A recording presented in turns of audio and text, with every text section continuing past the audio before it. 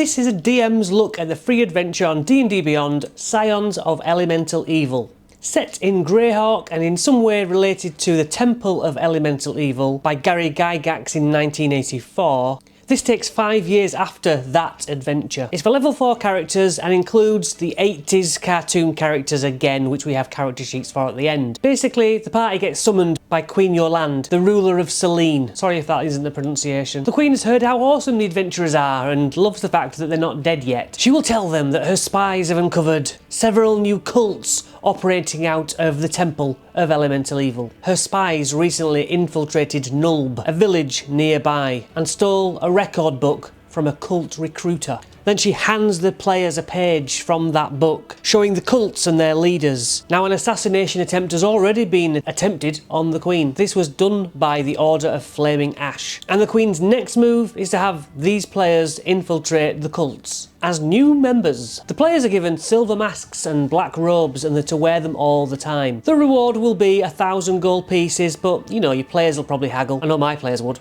Now the temple is 3 days cart ride away, and so to sweeten the deal, the Queen offers a set of boots of elven kind, which means you make no sound no matter what you walk on, and you have advantage on stealth checks, but only 1 pair, so fight over those.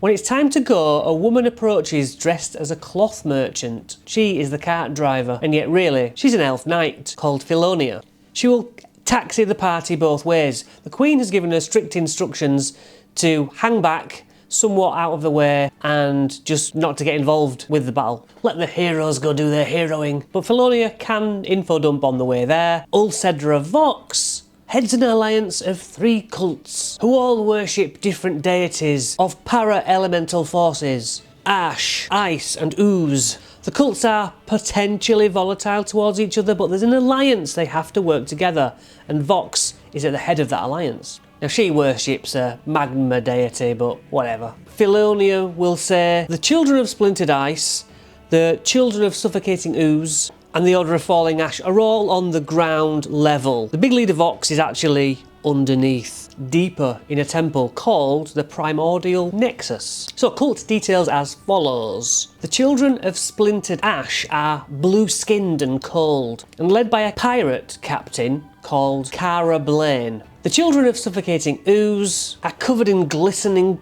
pustules. And the Order of Falling Ash are led by a succubus called Cinderhide. Now, as instructed, Philonia camps 10 minutes away from the temple, so the characters can see the temple, and now it's in a state of ruin. So in the module we get a list of what the cultists know should you start to parley with them. And then we get to Area 1. This foliage is a knot of overgrown weeds, and so it's difficult terrain. 4 cult fanatics patrol the area so they can be snuck past or taken out or questioned. And also a dead woman might be found in black robes. She's been completely bled dry of blood, not in a vampire way. Area 2 is a vestibule with twisted wall carvings and a bipedal statue with a fiendish grin on its face. The statue is actually a stone golem. Now the party has to express a positive attitude, a positive feeling towards elemental evils to get past this thing. If there is a fight, an incubus from the next room can also join the combat. Area 3, Peluz, the incubus, will otherwise be found here welcoming initiates and guiding them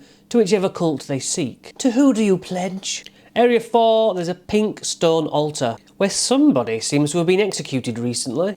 5, violin music can be heard. Now there's 2 covered wagons and crates and barrels surrounding like pools of rainwater where members of Children of Suffocating Ooze all linger. Area 6, Garthez Drool, a human tough boss, never heard of that stat block, plays violin here while 2 oozes dance to the music around him. He carries a bead of force, which he can explode in a 10-foot radius, capturing hopefully as many people as possible inside, and on which point he can just pick up this thing no matter how full it is as if it was £1 or something ridiculous. 7, 6 elf cultists and 4 cultist fanatics. What, they've twisted the stat block for cult fanatic? They lounge near braziers in this camp of the Order of the Falling Ash. 8, Cinderhide says, "The Queen will die in a fortnight," into a sending stone, and she is currently in elf form. She carries a key for the next area too. She was speaking to traitor Saris back in the Queen's court. If they send a warning, they will get 500 more gold pieces on their reward.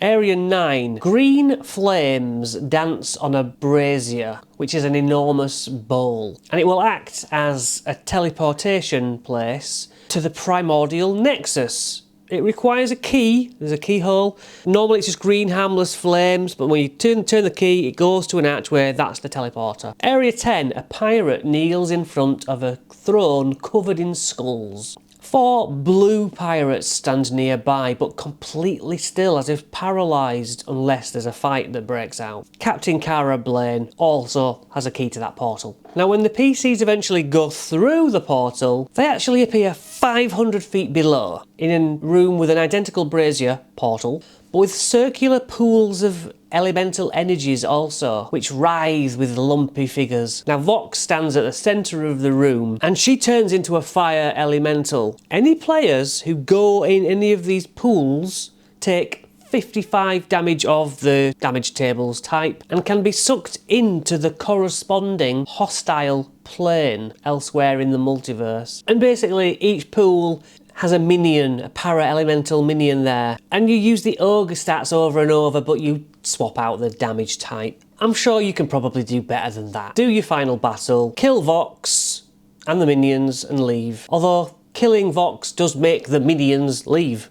Go with Philonia back to the Queen's Court, have your big banquet, celebration, get your reward, and then the Queen will offer you to be a royal bodyguard at her side. And that's pretty much it. So we have the Beads of Force, Boots of Elvenkind, Sending Stones. So it's nice to see the new stat blocks here, the Berserker, Cultist Fanatic, casts Spiritual Weapon twice a day. Nice little bonus action there. The Fire Elemental has a slightly different thing now. The Emanation, 10 feet. If you stand within 10 feet of this Fire Elemental, you take fire damage and start burning. And there are some notable changes on these stat blocks that hint at the fact that the monsters could be getting stronger, as is the hope for DMs all over, I imagine. So yeah, I do like the neat look of them. I like the extra reactions that a lot of the monsters have across the board, what I've seen. I'd never heard of this tough boss before. Maybe you have,